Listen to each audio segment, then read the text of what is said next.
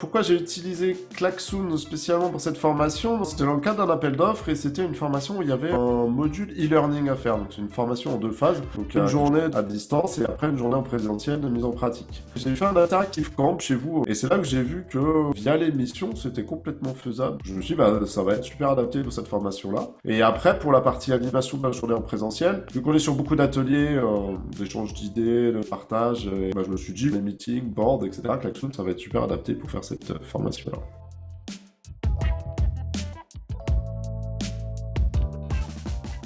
Donc l'intérêt d'avoir utilisé Klaxoon, c'était ça aussi, c'est-à-dire que cette possibilité de passer d'un format prévu pour du présentiel à un format prévu pour du distanciel en très peu de temps. Moi je fais plutôt du distanciel sous forme vraiment de classe virtuelle mais très interactive, en live, tout le monde caméra, micro ouvert, etc. L'idée c'est de reproduire ce qu'on peut faire en présentiel à distance. Donc là, même pas besoin de changer de support, Klaxoon était déjà prêt. Le temps de préparation, il est sur la première session. Après, je dirais, en 1 heure maxi, j'ai mon nouveau cursus. Je duplique mon network, mon e-learning, mon board, j'enlève quelques idées, et direct, c'est prêt, quoi. Ça a des avantages de Klaxoon, c'est plus on a de choses dedans, et plus c'est facile de créer du contenu, quoi.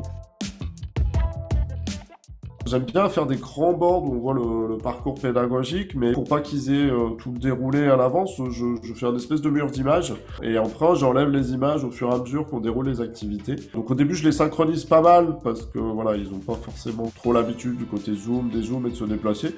Mais généralement, en fin de formation, ils se déplacent tout seuls, et ils savent très bien où aller et comment faire. Je me sers beaucoup des besoins, des gens qui vont être formés, des projets qu'ils peuvent avoir, etc. Mais donc j'ai un cadre qui est quand même assez structuré pour leur laisser vraiment beaucoup de place le jour J de la formation. Les gens sont plutôt contents parce que l'outil est ludique, plaisant, et ils sont pas forcément habitués à faire du distanciel sous ces formats-là.